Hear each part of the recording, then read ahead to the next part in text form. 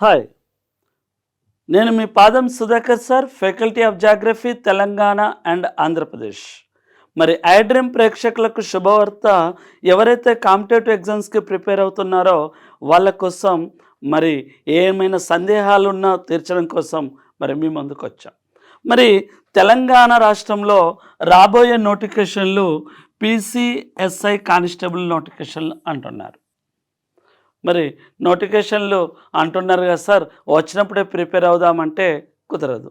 ఎందుకంటే ప్రతి సంవత్సరం దాదాపు 40 నుంచి 60 వేల మంది అభ్యర్థులు బయటకు వస్తున్నారు. గ్రాడ్యుయేట్ మరి ఇంటర్మీడియట్ పూర్తయినటువంటి అభ్యర్థులు. కానిస్టేబుల్ ఎగ్జామ్స్ కోసం అర్హత ఇంటర్మీడియట్ ఇచ్చారు కనుక చాలామంది పోటీ పడుతున్నారు. ఎవరైతే ఫిజికల్గా కూడా ఎలిజిబుల్ ఉన్నారో వాళ్ళందరూ దీనికి పోటీ పడడం జరుగుతూ ఉంటుంది. సో మరి నోటిఫికేషన్ రాకముందే చాలామంది ఫిజికల్ దానికి ఎక్కువ ప్రిఫరెన్స్ ఇస్తారు. సో ఫిజికల్ దానికి ఎక్కువ ప్రిఫరెన్స్ ఇచ్చి ఎగ్జామ్ సమయంలో అలసిపోకండి. ఫస్ట్ ప్రిలిమినరీ పైన ఎక్కువ ఫోకస్ చేయాలి. ఫస్ట్ ప్రిలిమినరీ పైన ఎక్కువ ఫోకస్ చేయాల్సి ఉంటుంది. ప్రిలిమినరీ క్వాలిఫై అయితే నెక్స్ట్ ఈవెంట్స్కు క్వాలిఫై అయిన తర్వాత మెయిన్స్కు ఉంటుంది. సో చాలామంది ప్రిలిమినరీ కదా క్వాలిఫై అవ్వమా అని అంటూ ఉంటారు. సో ప్రిలిమినరీ క్వాలిఫై అవ్వడం కూడా చాలా కష్టం. అందుకనే ప్రిలిమినరీ ప్రిపేర్ అయ్యేటప్పుడు ప్రిలిమినరీ మెయిన్స్ను దృష్టిలో పెట్టుకొని కంటెంట్ ఎక్కువగా ప్రిపేర్ అవ్వాలి. ప్రిలిమినరీ మరియు మెయిన్స్ రెండు దృష్టిలో పెట్టుకొని ఎక్కువ ప్రిపేర్ అవ్వాల్సి ఉంటుంది. ఎందుకంటే ప్రిలిమినరీకైనా మెయిన్స్కైనా సేమ్ అవే సబ్జెక్టులు అవే టాపిక్స్ కనుక ప్రిలిమినరీ మెయిన్స్ బేస్ చేసుకొని ప్రిపేర్ అవ్వండి. ఇక ప్రిలిమినరీ క్వాలిఫై అయిన తర్వాత ఈవెంట్స్ స్టార్ట్ చేద్దామని అనుకుంటారు. అయితే ఇప్పటి నుంచే ఈవెంట్స్ ఫుల్ ప్లెడ్జ్గా కాకుండా జస్ట్ వామప్గా ప్రాక్టీస్ అనేది ఉండాలి. ఎందుకంటే చాలామంది ప్రిలిమినరీ క్వాలిఫై అయిన తర్వాత చాలామంది అంటే కీల్స్ పట్టేయడం కానీ లేదా నర్వ్స్ పట్టేయడం కానీ ఇలాంటివి ఎక్కువ జరుగుతున్నవి. అట్లా చాలామంది ఫెయిల్యూర్ అవుతున్నారు. అలాంటి సంఘటనలు పునరావృతం కాకుండా ఇప్పటి నుంచే వామప్ అంటే మరీ ఎక్కువగా చేయకుండా వామప్ లాంటివి చేస్తూ ప్రిలిమినరీ క్వాలిఫై అయిన తర్వాత చేయాల్సి ఉంటుంది. ఇక గ్రూప్స్కు సంబంధించినటువంటి అయితే చూసినట్లయితే ఇప్పటికే దాదాపు 60,000 పోస్టులు ఖాళీగా ఉన్నాయని ప్రభుత్వం చెప్తుంది. మరి ఇప్పుడు ఏ సమయంలోనైనా నోటిఫికేషన్స్ వేయవచ్చు. మరి నోటిఫికేషన్ వేసిన తర్వాత 45 రోజుల నుంచి 3 నెలల మాత్రమే సమయం ఉంచుతారు. మరి ఈ గ్రూప్స్కు ప్రిపేర్ అవ్వాల్సిన కంటెంట్ దాదాపు 6 నెలల సమయం అంత ఉంటుంది. ఇక్కడ ఉన్నటువంటి కంటెంట్ దాదాపు 6 మంత్స్ పట్టేంత సమయం. మరి ఒకసారి చదివితేనే 6 మంత్స్ సమయం పడుతుంది. మరి అలాంటిది మనం గుర్తుంచుకోవడానికి పర్ఫెక్ట్గా చదవాలంటే 2 సార్లు చదవాలన్నా 1 ఇయర్, 3 సార్లు చదవాలన్నా 1.5 ఇయర్, 4 సార్లు చదవాలన్నా 2 ఇయర్స్. మరి కొంతమంది అభ్యర్థులకు 5-6 సార్లు చదివింది గుర్తుండదని అంటే మరి ఎన్ని రోజులు కష్టపడాలనో అర్థం చేసుకోండి. అందుకు ప్రిపరేషన్ అనేది లాంగ్ ప్రిపరేషన్ ఉంటేనే ఈ సమయంలో మనం ఉద్యోగం సాధించగలుగుతాం. ఎలాంటి షార్ట్ మెథడ్లో మాత్రం ఉద్యోగం సాధించలేము. సో లాంగ్ ప్రిపరేషన్ అనేది ప్రారంభించాలి. వీటితో పాటు క్వశ్చన్ పేపర్స్ లాంటివి ప్రాక్టీస్ అనేది ఎక్కువ గుర్తుంచుకోండి. క్వశ్చన్ పేపర్ లాంటివి ప్రాక్టీస్ చేయడం అనేది ఎక్కువ గుర్తుంచుకోవాలి. క్వశ్చన్ పేపర్స్ ఖచ్చితంగా ప్రాక్టీస్. ఫస్ట్ చాప్టర్ వైజ్ టెస్టులు లాంటివి రాయడం.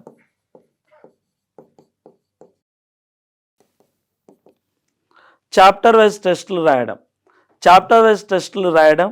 ఆ తర్వాత ఆ చాప్టర్ వైజ్ టెస్టులలో ఎన్ని మార్కులు వస్తున్నవి, వచ్చిన మార్కుల కంటే ఏ టాపిక్లో మార్కులు తక్కువగా వస్తున్నవి, అలాగే ఏ సబ్జెక్ట్లో మార్కులు తక్కువగా వస్తున్నవి వాటిపైన ఫోకస్ చేయాలి. అప్పుడు మండే టు సాటర్డే వరకు చాప్టర్ వైజ్ టెస్టులు రాసి ఎవ్రీ సండే రోజు ప్రతి ఆదివారం గ్రాండ్ టెస్టులు లాంటివి నిర్వహించుకోవాలి. కనీసం ఒక్కో అభ్యర్థి 50 నుంచి 60 గ్రాంట్ లిస్టులు రాయాలి. ఈరోజు చాలా ఇన్స్టిట్యూట్లు లేదా చాలామంది యాప్లు ఒక 50 గ్రాంట్ టెస్టులకు సుమారుగా 2000 నుంచి 3000 రూపాయలు వసూలిస్తున్నారు. చాలామంది ఎగ్జామ్స్ రాయడం అంటే భయం, అమ్మో మార్కులు తక్కువ వస్తాయి రాయను అని. నువ్వు రాస్తేనే కదా నువ్వు ఏ స్టేజ్లో ఉన్నావని తెలుస్తుంది. 150 మార్కులకి దాదాపు 60 మార్కులు వస్తే మరి నేను ఏ స్టేజ్లో ఉన్నాను, మరి ఇంకా రోజు ఎంత సమయం రీడింగ్ వర్క్ పెంచాలి అని తెలుస్తుంది. కనీసం జనరల్ స్టడీస్లో 150కి 110 నుంచి 120 మార్క్స్ అన్న రావాలి. 150కి 110 నుంచి 120 మార్కులు వచ్చినట్లయితే ఉద్యోగం ఖచ్చితంగా సాధించగలుగుతాం. 150కి కనీసం 120. ఎందుకంటే ఇంతకుముందే చెప్పాను కదా, జనరల్ స్టడీస్ అనేది ఎక్కువగా ఫోకస్ చేస్తుంది. దాదాపు ఏ కాంపిటేటివ్ ఎగ్జామ్స్కైనా పేపర్ 1 జనరల్ స్టడీస్ అనేది ఖచ్చితంగా ఉంటుంది. ఇక తర్వాత చూసినట్లయితే చాలామంది కోచింగ్ తీసుకుంటారు. కోచింగ్ తీసుకున్నంతసేపు రోజు 1 గంట 2 గంటలు చదువుతారు. 6 మంత్స్ కోచింగ్ అయిన తర్వాత 6 మంత్స్ కోచింగ్ అయిన తర్వాత ఇక అయిపోయింది కదా, నోటిఫికేషన్ వచ్చినప్పుడు చదవడం ప్రారంభిద్దాంలే అనుకుంటారు. అలా చేయకండి. కోచింగ్ అయిన తర్వాత కంటిన్యూషన్ ప్రిపరేషన్ అనేది చేయండి. ఎప్పుడు అంటే జాబు వచ్చేంత వరకు. జాబు వచ్చేంత వరకు ప్రిపరేషన్లో ఖచ్చితంగా ఉండాలి. అలాగే డైలీ క్వశ్చన్ పేపర్స్ లాంటివి ప్రాక్టీస్ చేయాలి. సో రాబోయే నోటిఫికేషన్లో విజయం సాధించడానికి ఇలా ప్రిపరేషన్ కంటిన్యూషన్ ఉండాలి. సో ఆంధ్రప్రదేశ్లో జాబ్ క్యాలెండర్ ఉంది. ఆ జాబ్ క్యాలెండర్ దాదాపు అక్టోబర్ వరకు ఏ నెలలో ఏ జాబ్ నోటిఫికేషన్ అనేది ఉన్నది. ఇక తెలంగాణలో రాబోయే కానిస్టేబుల్ మరియు ఎస్ఐ, అలాగే గ్రూప్ 4, అలాగే ఏఈ ఎగ్జామ్స్, ఏఈ ఎలక్ట్రికల్కి సంబంధించినటువంటి ఏఈకి దాదాపు 900 పోస్టులు వేకెన్సీ ఉన్నాయని ఆర్థిక శాఖ వాళ్ళు చెప్తున్నారు. సో ఏ సమయంలోనైనా ఇది నోటిఫికేషన్ రావడానికి ఉన్నది. ఇక వీటితో పాటు సెంట్రల్లో ఎప్పుడు పడుతూనే ఉన్నవి. సో 2026 ఏప్రిల్ నెలలో మొన్న ఫేజ్ 14 అనేది నోటిఫికేషన్ వచ్చింది. ఫేజ్ 14 అంటే ఇంటర్మీడియట్ క్వాలిఫికేషన్స్ ఉన్నాయి కానీ, డిగ్రీ క్వాలిఫికేషన్స్ ఉన్నా కానీ పోస్టులు. అలాగే SSC GD constable, SSC GD constable కానీ ఇలాంటివి, అగ్నివీర్కు సంబంధించింది కానీ సెంట్రల్కు సంబంధించినటువంటి ఉద్యోగాలు ఇక్కడ నోటిఫికేషన్స్ సిద్ధంగా ఉన్నాయి. వీటితో పాటు ఇంకా కొంతమంది అభ్యర్థులు అంటున్నారు బ్యాంకింగ్ లాంటివి ప్రిపేర్ అవ్వడానికి. బ్యాంకింగ్ లాంటివి ప్రిపేర్ అవ్వడానికి ఏముండాలి? ఖచ్చితంగా maths part, arithmetic, reasoning and pure maths. వీటితో పాటు ఇంగ్లీష్, ఇది ప్రిలిమినరీ వరకు ఉంటుంది. మెయిన్స్లో జీకే కూడా అడుగుతాడు. జీకే అంటే జాగ్రఫీ, హిస్టరీ, పాలిటిక్స్ సంబంధించింది కాదండి, ఓన్లీ బ్యాంకింగ్ అవేర్నెస్.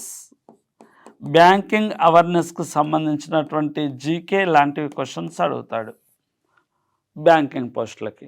దాదాపు ఎక్కువ మంది అమ్మాయిలు బ్యాంకింగ్ ఎక్కువ ప్రిపేర్ అవుతూ ఉంటున్నారు.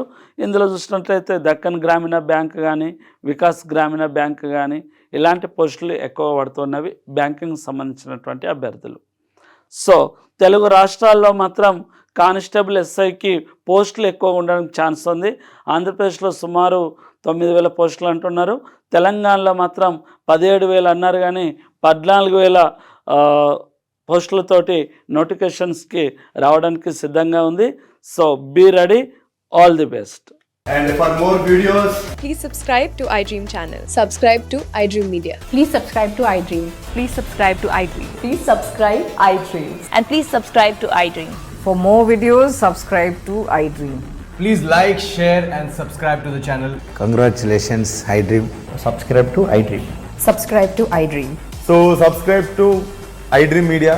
iDream ki iDream team అందరికి huge congratulations. Please subscribe iDream Media. Please subscribe to iDream. Subscribe iDream. Please subscribe to iDream. iDream అంటే నా కళల ఛానల్ సబ్స్క్రైబ్ చేసుకున్న నోరు తిరుగుతలేదు, మీరైతే గంట గుర్తు కొట్టండి. For more such videos, please subscribe to iDream.